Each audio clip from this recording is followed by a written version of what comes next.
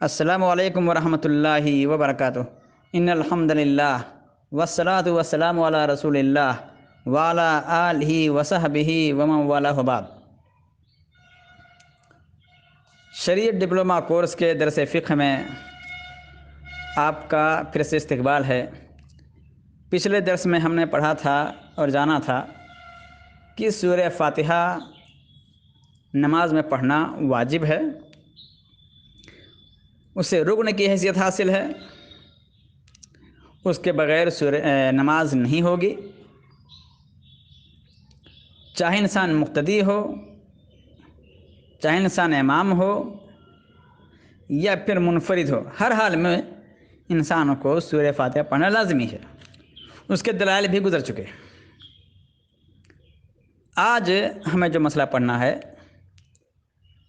ان میں سب سے پہلا مسئلہ ہے کہ اگر انسان امام کے پیچھے ہے اور جہری نماز ہے، یعنی امام زور سے قرأت کر رہا ہے، تو ایسی صورت میں مقتدی کے لیے کیا کرنا ہے؟ کیا وہ سورہ فاتحہ کے علاوہ کوئی دوسری صورت بھی پڑھے گا یا نہیں پڑھے گا؟ اس صورت میں آپ جان لیں کہ جہری نمازوں میں امام کے پیچھے سورہ فاتحہ کے علاوہ کوئی اور صورت پڑھنا درست نہیں ہے۔ نبی اکرم صلی اللہ علیہ وسلم نے فرمایا اللہ تفعلوا الا بفاتحۃ الکتاب، کہ تم سورہ فاتحہ کے علاوہ کچھ اور نہ پڑھو۔ البتہ انسان سری نمازوں میں امام کے پیچھے کوئی اور صورت بھی پڑھ سکتا ہے۔ عمران بن حسین رضی اللہ تعالیٰ عنہ سے روایت ہے کہ نبی اکرم صلی اللہ علیہ وسلم نے نماز ظہر پڑھائی تو ایک شخص نے آپ کے پیچھے سورہ اعلیٰ پڑھی۔ جب نبی اکرم صلی اللہ علیہ وسلم فارغ ہوئے تو آپ نے پوچھا تم میں سے کون پڑھ رہا تھا؟ تو آدمی نے کہا میں۔ تو آپ نے فرمایا لقد ظننت ان بعضکم خالجنیھا، بے شک میں نے یہ گمان کیا کہ تم میں سے کوئی مجھ سے جھگڑ رہا ہے۔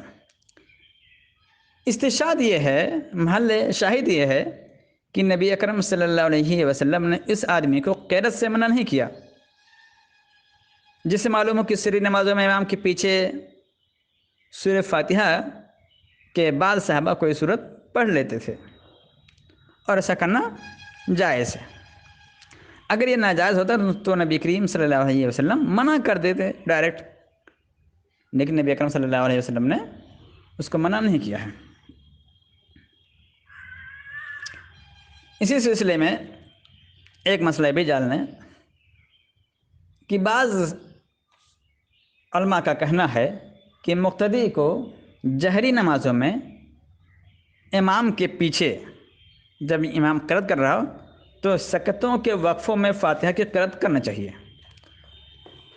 صحابہ کے بعض آثار بھی اس پر دلالت کرتے ہیں، لیکن یاد رہے کہ یہ عمل ضروری نہیں ہے۔ مقصد صرف اتنا ہے کہ سورہ فاتحہ پڑھنا ہے، اسے کسی طرح بھی پڑھ لیا جائے، کیونکہ گزشتہ درس میں جیسا کہ ہم نے بیان کیا تھا کہ ابو ہریرہ رضی اللہ تعالیٰ عنہ سے جب پوچھا گیا کہ امام کے پیچھے سورہ فاتحہ کیسے پڑھیں تو کہا اقرأ بہا فی نفسک یا فارسی، اے فارسی تم اسے اپنے نفس میں پڑھ لو۔ امام بہقی کے الفاظ ہیں کہ نبی ابو ہریرہ رضی اللہ تعالیٰ عنہ نے فرمایا اقرأ بہا فی نفسک، اسے اپنے نفس میں پڑھ لو۔ معلوم ہوا کہ سورہ فاتحہ کو کسی بھی حال میں نہیں چھوڑنا چاہیے، خواہ امام کے ساتھ پڑھے، پہلے پڑھے، بعد میں پڑھے یا سکتوں کے درمیان میں پڑھے۔ اس سلسلے میں مزید تفصیل کے لیے، چونکہ بہت مارکۃ الآراء بحث ہے اور ہمیشہ اس میں اختلاف رہتا ہے، تو ایک کتاب ہے امام بخاری کی خیر الکلام فی القرأۃ خلف الامام، اسی طرح سے امام بہقی کی کتاب ہے کتاب القرأۃ خلف الامام، اسی طرح عبدالرحمن مبارک پوری رحمۃ اللہ علیہ کی کتاب ہے تحقیق الکلام فی وجوب القرأۃ خلف الامام۔ تو یہ کتابیں جو لکھی گئی ہیں مستقل اسی موضوع پر، اس میں مزید دلائل آپ دیکھ سکتے ہیں۔ دوسرا مسئلہ ہے کہ تشہد بھی واجب ہے۔ تشہد کیسے کریں گے؟ عبداللہ بن مسعود رضی اللہ تعالیٰ عنہ سے روایت ہے کہ ہم تشہد فرض کیے جانے سے پہلے ایسا کہا کرتے تھے السلام علی اللہ، السلام علی جبرائیل و میکائیل تو نبی اکرم صلی اللہ علیہ وسلم نے اس سے ہمیں منع کر دیا اور کہا کہ ایسا کہا کرو التحیات للہ۔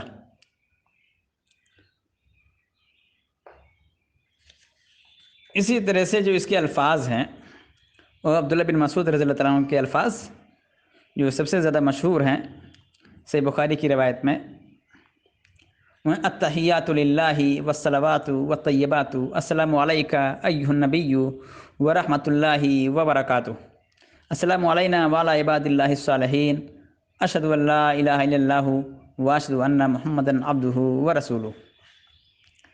عبداللہ بن عباس رضی اللہ تعالیٰ عنہما سے مروی ہے کہ نبی اکرم صلی اللہ علیہ وسلم ہمیں اس طرح تشہد سکھاتے تھے جیسے قرآن کے کوئی سورت سکھا رہے ہوں۔ ان کے الفاظ کیا ہیں؟ وہ فرماتے ہیں التحیات المبارکات الصلوات الطیبات للہ، السلام علیکہ ایھا النبی ورحمۃ اللہ وبرکاتہ، السلام علینا وعلی عباد اللہ الصالحین، اشہد ان لا الہ الا اللہ واشہد ان محمد رسول اللہ۔ یہ صحیح مسلم کی روایت ہے۔ اب عمر بن خطاب رضی اللہ تعالیٰ عنہ جو لوگوں کو تشہد سکھاتے تھے اس کے الفاظ کچھ اس طرح سے ہیں التحیات للہ الزاکیات للہ الطیبات صلوات للہ، السلام علیکہ ایھا النبی ورحمۃ اللہ وبرکاتہ، السلام علینا وعلی عباد اللہ الصالحین، اشہد ان لا الہ الا اللہ واشہد ان محمد عبدہ ورسولہ۔ تو اس طرح سے الفاظ ہیں۔ جمہور کے نزدیک جو میں نے سب سے پہلے مرتبہ تشہد کے الفاظ میں نے جو بتائے ہیں یعنی عبداللہ بن مسعود رضی اللہ تعالیٰ عنہ کے، تو وہی زیادہ افضل ہے۔ البتہ کوئی بھی انسان ان تینوں میں سے کسی بھی الفاظ میں تحیات پڑھ لے، تشہد پڑھ لے، کوئی حرج نہیں ہے۔ تشہد میں بیٹھنے کا طریقہ کیا ہوگا؟ ابو حمید ساعدی رضی اللہ تعالیٰ عنہ نبی اکرم صلی اللہ علیہ وسلم کا طریقہ نماز بیان کرتے ہوئے کہتے ہیں کہ وَإِذَا جَلَسَ فِي الرَّكَعَتَيْنِ، جب نبی اکرم صلی اللہ علیہ وسلم 2 رکعت نماز پڑھ کر بیٹھتے تشہد کے لیے تو کیا کرتے؟ جَلَسَ عَلَى رِجْلِهِ الْيُسْرَى، تو بایاں پاؤں زمین پر بچھا لیتے، وَنَصَبَ الْيُمْنَى، اور دایاں پاؤں کھڑا کر لیتے۔ وَإِذَا جَلَسَ فِي الرَّكَعَةِ الْأَخِيرَةِ، اور جب آخری رکعت میں بیٹھتے قدم رجلہ اليسرى ونصب الاخرى، تو بایاں پاؤں آگے بڑھا دیتے یعنی دائیں ران کے نیچے سے اور دایاں پاؤں کھڑا رکھتے، وقعد علی مقعدتہ، اور سرین پر بیٹھ جاتے۔ آخری تشہد میں بیٹھنے کی جو کیفیت انہوں نے بیان کی ہے ابو حمید ساعدی رضی اللہ عنہ نے، اسی کو تورک کہا جاتا ہے۔ اس سلسلے میں اختلاف ہے کہ تورک کیا صرف آخری تشہد میں ہے یا پہلی تشہد میں بھی ہے۔ امام شافعی رحمۃ اللہ علیہ کے نزدیک تورک دوسرے تشہد میں یعنی آخری تشہد میں کیا جائے گا۔ امام مالک رحمۃ اللہ علیہ دونوں میں اس کے قائل ہیں۔ البتہ امام ابو حنیفہ رحمۃ اللہ علیہ کہتے ہیں کہ تورک کسی بھی تشہد میں نہیں کیا جائے گا، نہ تو پہلے میں نہ تو دوسرے میں۔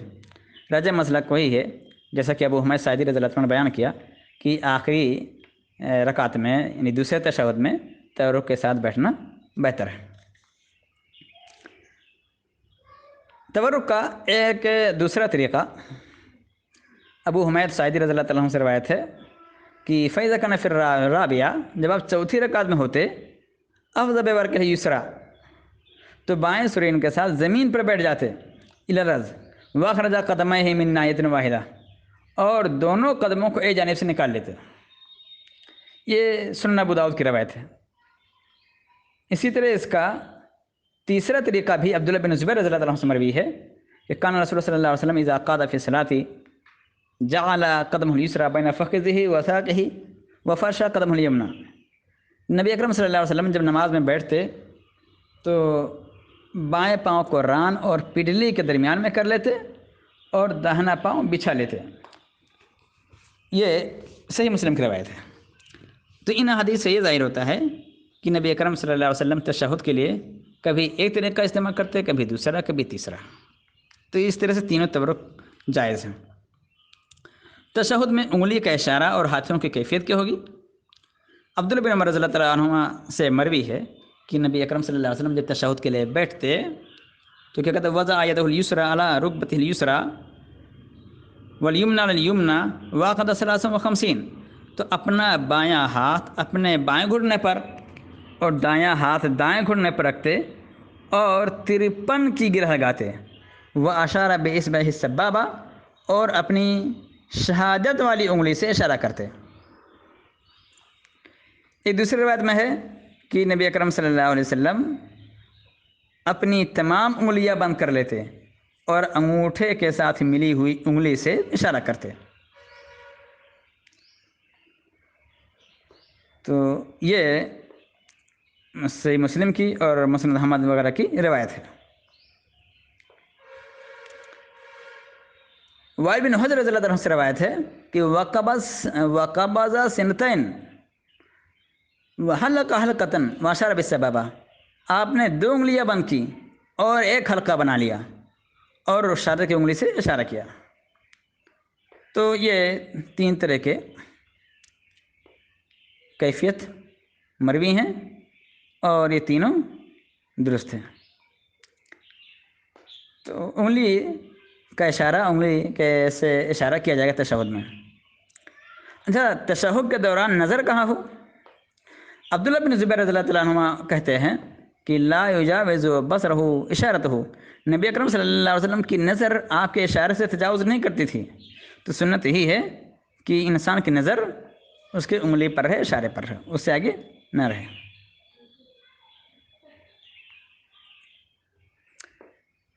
اس میں یہی چیز یاد رکھیں کہ انگلی کو جو حرکت دی جائے گی تشہد میں وہ شروع سے آخر تک، اور جس میں کہ حرکت نہیں دیتے تھے وہ روایت درست نہیں ہے۔ اس کے علاوہ درود کا مسئلہ ہے۔ درود کے جو الفاظ ہیں اللہم صلی علی محمد وعلی آل محمد کما صلیت علی ابراہیم وعلی آل ابراہیم انک حمید مجید، اللہم بارک علی محمد وعلی آل محمد کما بارکت علی ابراہیم وعلی آل ابراہیم انک حمید مجید، یہ کعب بن عجرہ رضی اللہ عنہ سے روایت ہے اور یہ صحیح بخاری کی روایت ہے۔ اس کے علاوہ بھی دیگر الفاظ مروی ہیں، ان میں سے کوئی بھی الفاظ سے اگر درود پڑھی تو سب صحیح ہے، جیسا کہ ابو حمید ساعدی رضی اللہ تعالیٰ عنہ کے الفاظ ہیں اللہم صلی علی محمد وعلی ازواجہ وذریاتہ کما صلیت علی آل ابراہیم وبارک علی محمد وازواجہ وذریاتہ کما بارکت علی ابراہیم انک حمید مجید۔ ابو سعید خدری رضی اللہ تعالیٰ عنہ کے الفاظ ہیں اللہم صلی علی محمد عبدک و رسولک کما صلیت علی ابراہیم وبارک علی محمد و آل محمد کما بارکت علی ابراہیم و آل ابراہیم۔ تو جو پہلی مرتبہ ہم نے پڑھی وہی زیادہ مشہور ہے، اور کعب بن عجرہ رضی اللہ عنہ کی روایت، اور وہ صحیح بخاری کی روایت ہے، وہی انسان زیادہ پڑھتا ہے، اور وہی علماء سلف نے خلف نے اسی پر عمل کیا ہے۔ اس کے علاوہ کیا تشہد کے بعد درود پڑھنا فرض ہے؟ ابو مسعود انصاری رضی اللہ عنہ سے روایت ہے اس سلسلے میں کہ بشیر بن سعد رضی اللہ تعالیٰ عنہ نے عرض کیا کہ اللہ کے رسول امرنا اللہ ان نصلی علیک فکیف نصلی علیک، اللہ تعالیٰ نے ہمیں آپ پر درود بھیجنے کا حکم دیا ہے، تو ہم کیسے آپ پر درود بھیجیں؟ تو کچھ توقف کے بعد نبی کریم صلی اللہ علیہ وسلم نے انہیں درود کے الفاظ بتائے۔ یہ صحیح مسلم کی روایت ہے۔ اس حدیث سے پتہ چلتا ہے کہ دوران نماز درود پڑھنا واجب ہے، اور یہی عمر رضی اللہ تعالیٰ عنہ، عبداللہ بن عمر، عبداللہ بن مسعود رضی اللہ تعالیٰ عنہم، اور جابر بن زید، اس کے علاوہ امام شافعی، امام اسحاق اور قاضی ابو بکر ابن العربی وغیرہ کا موقف ہے۔ البتہ امام ابو حنیفہ رحمۃ اللہ علیہ، امام مالک کے نزدیک درود واجب نہیں ہے بلکہ سنت ہے، یاد رکھیے گا۔ تو یہ مسنون ہے، سنت ہے، انسان کو درود پڑھنا چاہیے نا۔ اور ابو مسعود انصاری رضی اللہ تعالیٰ عنہ کی روایت سے جو پتہ چلتا ہے کہ واجب ہی ہے، تو وہی زیادہ راجح ہے کہ واجب ہے پڑھنا۔ ایک سوال اور ہوتا ہے کہ کیا درمیانے تشہد میں بھی درود پڑھنا مشروع ہے؟ یعنی جو پہلا تشہد ہوتا ہے 2 رکعت کے بعد، تو اس میں بھی درود پڑھنا ثابت کہ نہیں ثابت ہے؟ تو ایسا صحیح حدیث سے ثابت ہے۔ سعد بن ہشام بیان کرتے ہیں کہ میں نے کہا اے ام المؤمنین، عائشہ رضی اللہ عنہا سے انہوں نے کہا کہ اے ام المؤمنین، آپ مجھے رسول اللہ صلی اللہ علیہ وسلم کے وطر کے متعلق بتائیں۔ انہوں نے کہا کہ ہم رسول اللہ صلی اللہ علیہ وسلم کے لیے مسواک اور طہارت کے لیے پانی تیار کرتے تھے، رات کے وقت جب اللہ تعالیٰ چاہتا آپ کو اٹھا دیتا، آپ مسواک کرتے وضو کرتے. ثم يصلي 9 ركعات لا يجلس فيهن الا عند الثامنه فيدعو ربه ويصلي على نبيه صلی اللہ علیہ وسلم ويدعو ثم يسلم تسلیما. پھر آپ 9 رکعت ادا کرتے، آپ 8ویں رکعت کے سوا کسی رکعت میں نہیں بیٹھتے تھے. پھر آپ اس میں اپنے رب سے دعا کرتے اور اس کے نبی پر درود بھیجتے، پھر کھڑے ہو جاتے اور سلام نہیں پھیرتے تھے. پھر 9ویں رکعت ادا کر کے بیٹھتے اور اللہ کی حمد اس کے نبی پر درود بھیجتے اور دعا کرتے، پھر سلام پھیر دیتے تھے. تو اس طرح سے واضح ثبوت موجود ہے کہ نبی اکرم صلی اللہ علیہ وسلم نے پہلے تشہد میں بھی اپنی ذات پر اسی طرح درود پڑھا جس طرح دوسرے تشہد میں پڑھا. یاد رکھیں کہ نبی اکرم صلی اللہ علیہ وسلم درود خود پڑھتے تھے اپنے لیے بھی، یہ صرف امتیوں کے لیے نہیں ہے، یہ توقیفی ہے. نماز کے جو احکام ہیں، جو مسائل ہیں نا، تو نبی اکرم صلی اللہ علیہ وسلم خود بھی اپنے آپ پر درود پڑھتے تھے. تو اس حدیث سے ثابت ہوتا ہے کہ درمیانی تشہد یعنی پہلے تشہد میں بھی درود پڑھنا مشروع ہے. تو آج کے دن بس نہیں، انشاءاللہ باقی مسائل اگلے درس میں پڑھیں گے. آخر دعوانا الحمدللہ رب العالمین، والسلام علیکم ورحمۃ اللہ وبرکاتہ.